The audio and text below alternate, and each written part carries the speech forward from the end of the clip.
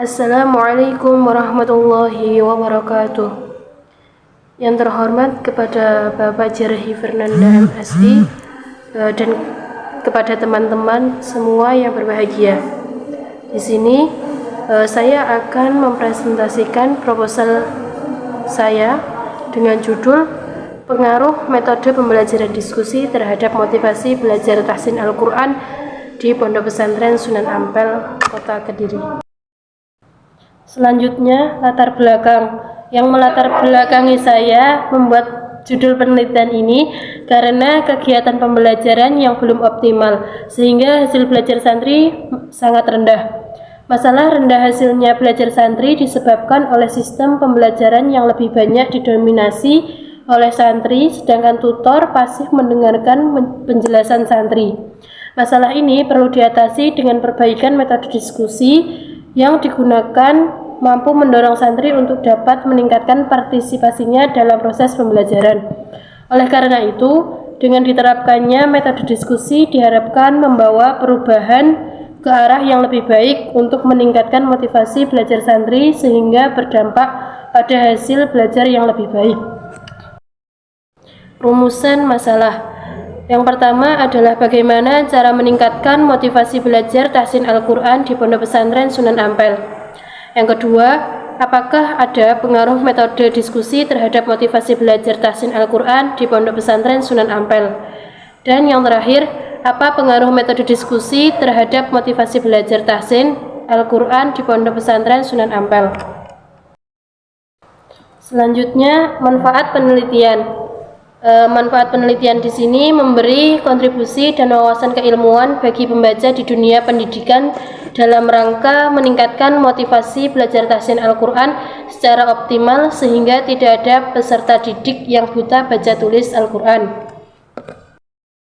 Penelitian terdahulu. Peneliti Jihan Adiba dengan judul Pengaruh Motivasi dan Keaktifan Siswa dalam Pembelajaran TBTQ atau Tuntas Baca Tulis Al-Quran terhadap kemampuan membaca Al-Quran siswa kelas 10 SMKN 1 Ponorogo. Hasil dari penelitian tersebut dapat diketahui bahwa adanya pengaruh signifikan antara motivasi belajar dan keaktifan siswa dalam pembelajaran TBTQ terhadap kemampuan membaca Al-Quran di mana diperoleh nilai F hitung 6,944 lebih besar dari F tabel 3,10 sehingga HO ditolak atau HA diterima. Hal ini berarti motivasi belajar dan keaktifan siswa dalam pembelajaran TBTQ terhadap kemampuan membaca Al-Quran TBTQ mempunyai pengaruh yang signifikan terhadap kemampuan membaca Al-Quran sebesar 13,5%. Konsep dan teori. Metode diskusi ini dapat merangsang kreativitas anak didik dalam bentuk ide, gagasan, prakarsa, dan terobosan baru dalam pemecahan suatu masalah, mengembangkan sikap menghargai pendapat orang lain, dan memperluas wawasan serta membina untuk terbiasa musyawarah dan mufakat dalam memecahkan suatu masalah-masalah. Motivasi dan belajar merupakan dua hal yang saling berkaitan dan memiliki daya pengaruh yang kuat satu dengan yang lain. Motivasi belajar muncul karena adanya faktor intrinsik yaitu berupa hasrat dan keinginan untuk berhasil serta dorongan kebutuhan belajar. Faktor ekstrinsiknya yaitu adanya pengakuan terhadap lingkungan belajar yang kondusif, nyaman, dan menarik. Motivasi belajar pada hakikatnya adalah dorongan internal dan eksternal pada siswa dengan indikator-indikator yang mendukung. Kerangka berpikir berdasarkan landasan teoritis di atas dapat dibangun kerangka pemikiran bahwa metode diskusi yang dilaksanakan sesuai dengan prosedur dan prinsip-prinsip yang telah ditetapkan. Diperkirakan akan menumbuhkan motivasi belajar yang merupakan salah satu faktor yang menentukan keberhasilan belajar. Metode diskusi ini diduga dapat menumbuhkan motivasi belajar khususnya dalam tahsin Al-Quran yang mana juga membahas tentang tajwid karena para santri saling memberikan pendapat tentang pemahaman dan pengetahuan mengenai cara pelafalan makharijul huruf yang benar dan materi tajwid yang terkadang masih ada beberapa pendapat mengenai teorinya yang dimaksud agar dia dapat memberikan kontribusi dalam diskusi mereka. Hipotesis penelitian H0 adalah metode pembelajaran diskusi berpengaruh pada motivasi belajar santri. HA adalah metode pembelajaran diskusi tidak berpengaruh pada motivasi belajar santri. Rancangan penelitian. Penelitian ini menggunakan pendekatan kuantitatif, harus terstruktur, baku, formal, dan dirancang sematang mungkin sebelumnya. Desain bersifat spesifik dan detail, karena desain merupakan suatu rancangan penelitian yang akan dilaksanakan sebenarnya. Penelitian ini termasuk dalam penelitian deskriptif. Penelitian deskriptif adalah penelitian yang dilakukan untuk mengetahui nilai masing-masing variabel, baik satu variabel atau lebih. Sifatnya independen tanpa membuat hubungan maupun perbandingan dengan variabel yang lain. Jenis dari penelitian deskriptif yang peneliti gunakan adalah penelitian korelasi sebab akibat, di mana peneliti bermaksud untuk mengetahui pengaruh metode diskusi terhadap motivasi belajar. Selanjutnya, variabel penelitian dan definisi operasional. Variabel bebas dalam penelitian ini adalah metode pembelajaran diskusi. Variabel terikat dalam penelitian ini adalah motivasi belajar.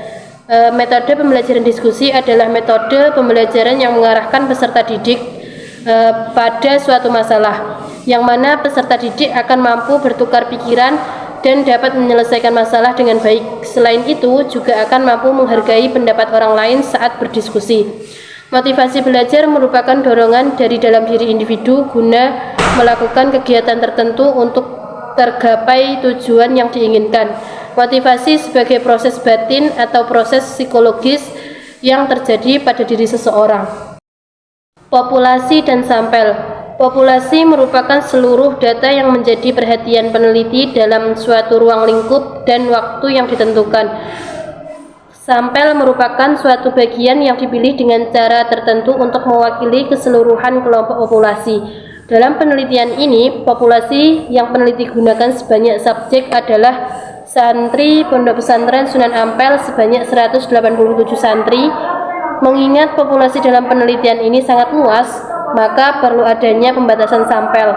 Adapun pembatasan yang dilakukan dengan menggunakan 45 santri sebagai responden. Teknik sampling yang akan digunakan di sini adalah metode random sampling.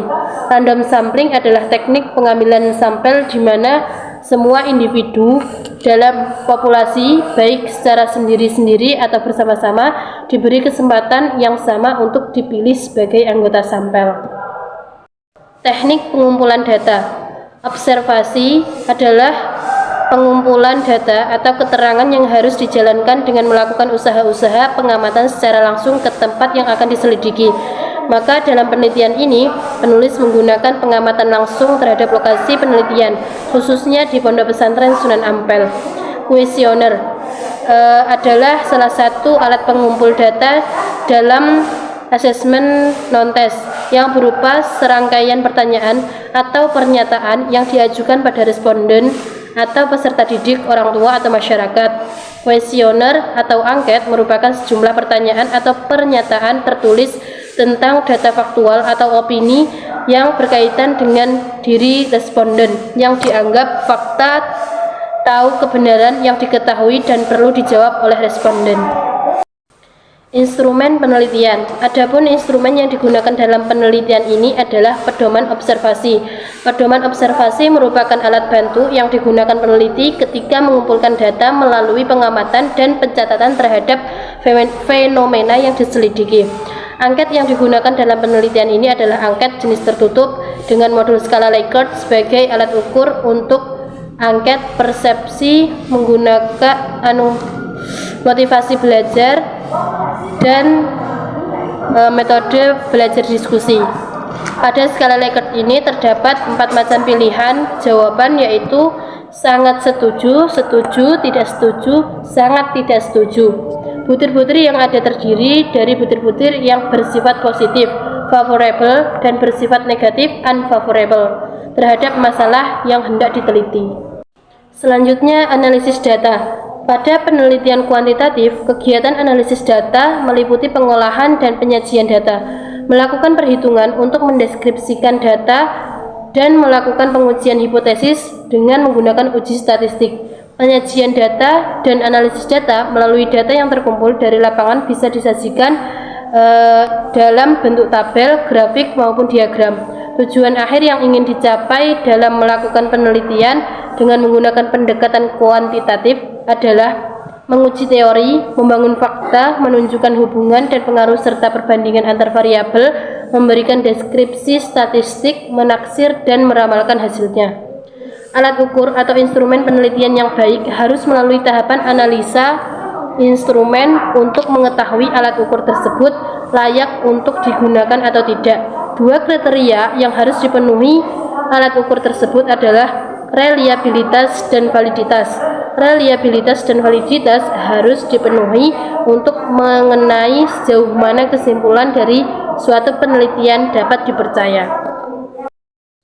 Dengan jadwal penelitian mengajukan judul pada tanggal 27 September 2022, penyusunan proposal 30 September 2022, bimbingan proposal 9 Oktober 2022, analisis dan pengolahan data 13 Oktober 2022, seminar hasil penelitian 6 Desember 2022. Sekian presentasi yang dapat saya sampaikan dari hasil proposal yang saya buat. Kurang lebihnya saya mohon maaf. Wassalamualaikum warahmatullahi wabarakatuh.